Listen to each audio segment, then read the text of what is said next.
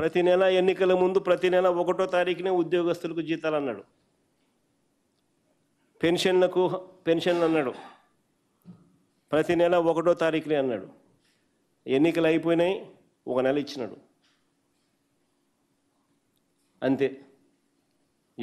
ఈరోజు ఉద్యోగస్తుల పరిస్థితి ఏంటంటే నెలలో జీతాలు ఎప్పుడు ఇస్తారో కూడా తెలియదు. మా ప్రభుత్వ హయాంలో కోవిడ్ లాంటి సమస్యలు ఉన్న 2 ఏళ్ళు కోవిడ్ లాంటి సమస్యలు మాకున్నాయి 5 ఏళ్ళ పీరియడ్లో. అయినా ఏ రోజు కూడా ఉద్యోగస్తుల విషయంలో వాళ్ళ జీతాల విషయంలో ఏ రోజు వాళ్ళను ఇబ్బందులు పడేట్టుగా ఏ రోజు వాళ్ళకి సిచ్యువేషన్ క్రియేట్ చేయాలి.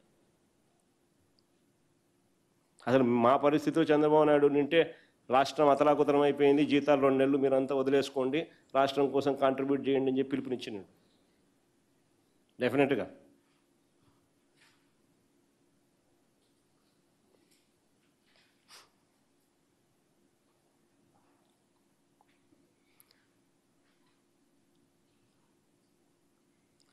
మరోవైపు అవుట్సోర్సింగ్ కాంట్రాక్ట్ ఉద్యోగస్తులకు ప్రభుత్వ పథకాలు వర్తింప చేస్తానని హామీ ఇచ్చాడు. అసలు ఆ ఇచ్చే పథకాలే అరకొర. సూపర్ 6లు సూపర్ 7లు గాలికి ఎగిరిపోయినాయి, మా పథకాలన్నీ రద్దయిపోయినాయి. ఆ ఇచ్చేటి అరకొర. వాటిలో కూడా వీళ్ళకి అవుట్సోర్సింగ్ వాళ్ళకి ఇవ్వడానికి కాంట్రాక్ట్ అవుట్సోర్సింగ్ వాళ్ళకి ఇవ్వడానికి ఈయనకు మనసు రావడంలా. అధికారంలోకి రాగానే వాలంటీర్లకు ఇచ్చే జీతం 5,000 కాదు 10,000కి పెంచుతానన్నాడు.